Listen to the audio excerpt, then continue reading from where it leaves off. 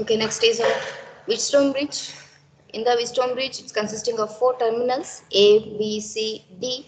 Across your AC, a voltage source is connected, that is E. A battery is connected. Across your AB terminal, R1 resistance R1 connected. Across your BC, R2 resistance connected. Across AD, R4 connected, and across DC, R3 is connected. Okay. Next, we call R1 and R2 as a ratio arms and R3 as standard resistance and unknown resistance as R4. Here, how you have to explain the figure. First, you write construction is as shown the figure. Next, write across how the terminals are connected and which terminal connected a resistance and also a battery. Then across BD we connected a galvanometer. That same theory is connected I shown here. Okay, R1 R2 are called ratio arms, R3 is called standard known resistance. Okay, R4 is the unknown resistance. A battery is connected across AC and galvanometer attached between B and D. Okay, next go with the balanced condition. When we can tell a balanced condition, when a galvanometer shows a zero deflection, means it's not going to deflect, it will be at a null position, means at a zero position.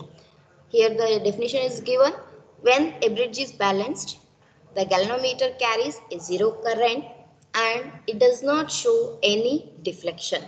Okay, this is what we call principle of null deflection or null indication. Okay, when go with the figure. Okay, to get a zero current across your galvanometer, a potential across B, it should be same as the potential across your D. Then I can tell it's of a null deflection. Okay, then potential across AB, it should be equals to the potential across AD. Okay, based on this, I can write the equation as I1 R1, that is potential means your voltage. V is equals to I into R. From the Ohm's law we learnt of this. Okay, next that is going to be equals to your I2 into R4. I1 R1 is equals to I2 R4. Then when a galvanometer showing your current is 0 means your I1 is going to be equals to your I3, I2 is going to be equals to I4, means this terminal connection is not going to be there. Okay, for that reason I1 is equals to I3, I2 is equals to I4. Next we will consider battery, then we will find what is our I1 and I1, I3, I2, I4 values. Okay, I1 is equals to I3, that is equals to the, what is your current in term from your Ohm's law? I is equals to V by R. Same thing here. I is equals to voltage, that is E, because we are connecting a EMF value as E. Okay, divided by R1 plus R2, because these two are in series. I1 is going to be equals to I3, means these two are connected in a series path. For that reason R1 plus R2. In the same way, write the equation for I2 and I4. That is I2 is equals to I4 is equals to E divided by R3 plus R4. This take the equation as 4. Okay. Make use of your equation 1, 3 and 4. Then substitute in the equation 1.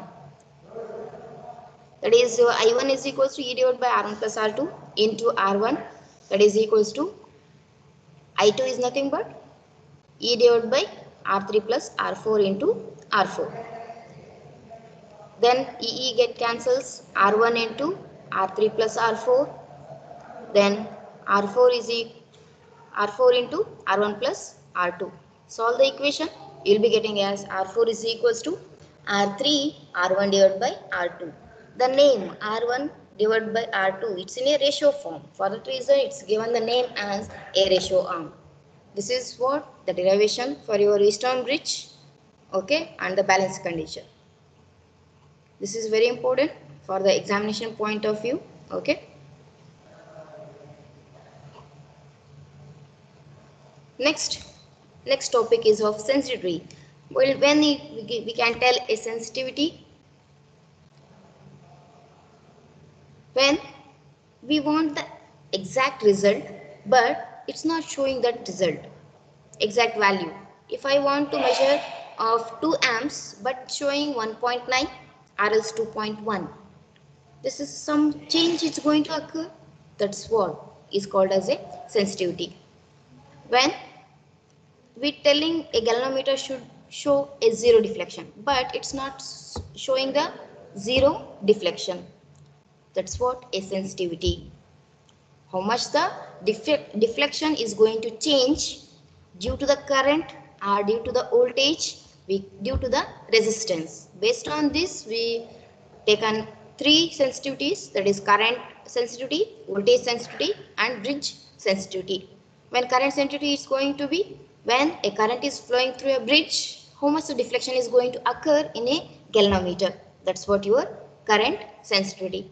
Same thing in terms of voltage, that is how much deflection is going to occur based on your voltage source, that is theta divided by E. Theta is a deflection. How much the in terms of angle I can tell, in terms of deflection I can tell. That's what we can take as a theta. Then it's if I'm going for bridge sensitivity, theta divided by delta R divided by R. A small change what's going to occur in a resistance. That's what we taken in here as a delta R. It may have some small values, because when I'm going to measuring unknown resistance, if it is of 1000 amps, resistance 1000 ohm, you may get 1001. May or else 100 ohm actually you want, but it's showing 101. Okay, what is the change there? 1 ohm is changing. That's what your delta. That is about your sensitivity. This is important. It may ask for 4 marks. Okay. That is about your sensitivity. Next is of application of Wheatstone bridge. We can go with the different applications. The first one is by using Wheatstone bridge we can measure the low resistance values. Okay. Next, Wheatstone bridge can be used by using of power amplifiers. With the power amplifiers, okay, along with the Wheatstone bridge with operational amplifiers, we can measure the physical parameters like temperature, strain and light. We can measure some other things also. We'll come across in further sections. Okay. Next, it can be measured your capacitance, inductance and impedance by varying the Wheatstone bridge. These are all the three applications of your Wheatstone bridge. Next,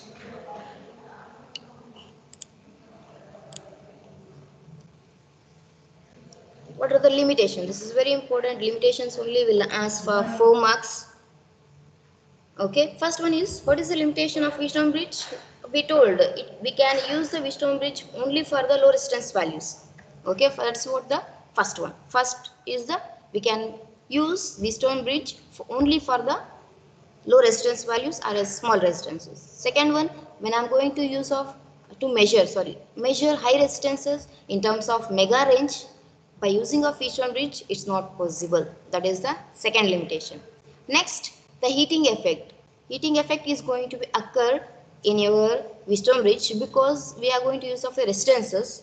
When heavy current or as a voltage is going to flow through your resistance, there is a damage for your resistance. Resistance are very small values, small. Okay, for that reason, heating effect are there in your Wheatstone bridge. Next, the precise value resistance is taken as 1% to the, that is the last point, 1% or 0.1% that cause high. The value of Wheatstone bridge are high. Okay, these are all the 4 limitations of Wheatstone bridge. Next, here I am giving a small assignment for you all. Same arm, same construction, only things instead of resistance taken as R1, R2, R3 and R4, here I am going to take as PQRS. I want you should do the derivation with respect to these parameters and show what you got in the next class. Okay. Today I will end up. I will continue in the tomorrow's.